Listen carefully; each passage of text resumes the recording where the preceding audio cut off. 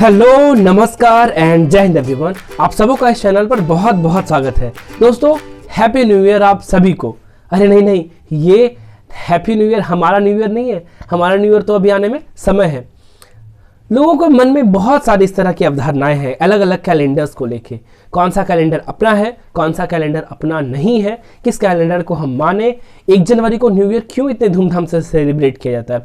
अलग अलग लोगों के मन में अंडरस्टैंडिंग है। इस वीडियो के माध्यम से हम जानेंगे एक एक करके सभी कैलेंडर्स के बारे में, और जो भी डाउट्स है कोशिश करेंगे ये भी क्लियर हो जाए। तो स्टार्ट करते हैं वीडियो बिना किसी देरी। 3 तरह की मुख्यतः कैलेंडर्स हमारे पास है। पहला, जिसे हम हिंदू कैलेंडर्स कहते हैं, जिसे हिंदू पंचांग भी कहा जाता है। दूसरा, हिजरी कैलेंडर जो इस्लामिक कैलेंडर्स के नाम से फेमस है। और तीसरा, गोरेगियन कैलेंडर जिसे हम क्रिश्चियन कैलेंडर्स भी कहते हैं। तो ये 3 कैलेंडर आपके सामने हैं, एक एक करके हम इसी को समझेंगे। पहला कैलेंडर है हमारा हिंदू पंचांग, हिंदू कैलेंडर। ये भी 2 पार्ट में डिवाइडेड है, एक है विक्रम संवत और एक है शक संवत। समझेंगे पहले हम विक्रम संवत को।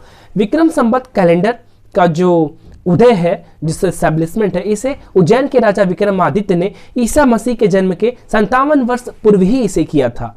दोस्तों, भारत प्राचीन काल से खगोलीय पिंड और सूर्य, ग्रह, नक्षत्र को जानने के लिए इच्छुक रहा है। और अलग अलग एस्ट्रोनॉमर्स भी हमारे यहाँ से रहे, जैसे आर्यभट्ट खगोलीय पिंड के कितने बड़े ज्ञाता कहे जाते हैं। लोगों के मन में एक चीज तो क्लियर थी पहले कि अंडरस्टैंडिंग लोगों में था। लोग समय को बहुत अच्छे से जानते थे और सूरज की दिशा को देखकर दिन बता देते थे कि कौन सा दिन है, क्या समय चल रहा है।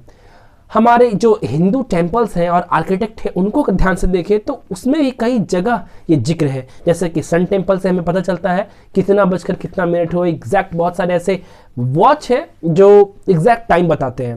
तो विक्रम संवत को ही हम अडॉप्ट करते हैं ऐसे हिंदू पंचांग के ही तौर पे। इसे हम हिंदू नंबर्स के रूप में मनाते हैं।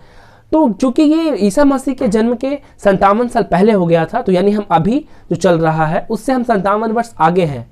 तो विक्रम संवत के हिसाब से अभी 2023 नहीं बल्कि 2023 में हम 57 साल जोड़ देते हैं तो 2079 यानी 2079 चल रहा है। दोस्तों, ये तो रही विक्रम संवत की। अब आगे पर समझते हैं शक संवत। ईसा मसीह के जन्म के 78 साल बाद शुरू हुई है। तो यदि हम अगर अभी 2023 के हिसाब से देखेंगे तो इसमें हम क्या करेंगे, 78 साल घटा देते हैं। तो अभी हम शक संवत के हिसाब से बहुत पीछे चल रहे हैं। दोस्तों, शक संवत को भी इंडिया ने अडॉप्ट किया है एज ए नेशनल कैलेंडर, क्योंकि इसमें 12 महीने होते हैं और 365 दिन होते हैं। जो फरवरी का जो लीप ईयर वाला जो कॉन्सेप्ट है वो हमें शक संवत में ही पता चलता है। तो ये तो इंपॉर्टेंस है हिंदू कैलेंडर्स की। दोस्तों, आगे है हिजरी कैलेंडर। इस्लाम मजहब का जो उदय हुआ है वो पैगंबर मोहम्मद के जन्म के साथ शुरू हुआ है, जिनका जन्म 570 ईस्वी में हुआ है, 6वीं शताब्दी जिसे कहते हैं। मक्का मदीना उनका जन्मस्थल है। 613 ईस्वी से वो इस्लाम के को क्या करते हैं, प्रचार प्रसार के लिए वो जोड़ देते हैं, निकलते हैं। 622 ईस्वी में वो हिजरी कैलेंडर की स्थापना करते हैं, जो मून को, जैसे हिंदू में क्या है, हिंदू कैलेंडर्स में सन को माना गया है, centre of line. Hijri calendar के हिसाब से मून को यानी कि चंद्रमा को ध्यान में रखते हुए, उनके एक्टिविटीज को ध्यान में रखते हुए पूरी इस कैलेंडर को बनाया गया है, जो मुहर्रम के पहले तारीख से एंट्री करता है। मतलब उन लोग मुस्लिम कम्युनिटी की बात करते हैं तो वो अपना नववर्ष कब मनाते हैं, जिस दिन मुहर्रम की पहली डेट पड़ती है। यानी इस बार साधारणतः जुलाई के महीने में मुहर्रम सेलिब्रेट होता है, तो उस हिसाब से जुलाई महीने में उनका नया साल होता है। दोस्तों, तीसरा कैलेंडर एक बड़ा फेमस कैलेंडर है, जिससे हम क्रिश्चियन कैलेंडर और गोरेगियन कैलेंडर भी कहते हैं। इसका हिस्ट्री जो है वो स्पेन से जुड़ा है। सन 1582 ईस्वी में एक फिजिशियन एलोसिस नीसियस ने इसे पेश किया था।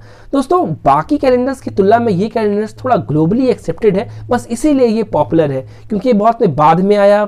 और हालांकि इसने भी उसी को फॉलो किया है जो हमारे शक संवत में है, 12 महीना 365 दिन। लीप ईयर को इसने भी एडजस्ट किया है फरवरी में। तो सिमिलैरिटीज तो है, रिसोर्स जिसे कहते हैं ना कि हमने इंस्पिरेशन तो लिया है। तो ये भी कैलेंडर कहीं ना कहीं हमारे हिंदू पंचांग से ही ड्रैग्ड है, बेस्ड है। और क्योंकि ये ग्लोबली एक्सेप्टेड है इसलिए इसकी इंपॉर्टेंस थोड़ा ज़्यादा पॉपुलर है। दोस्तों, बात करें अगर हम इसे मनाएं या नहीं मनाएं तो ये टोटली अप टू अस है।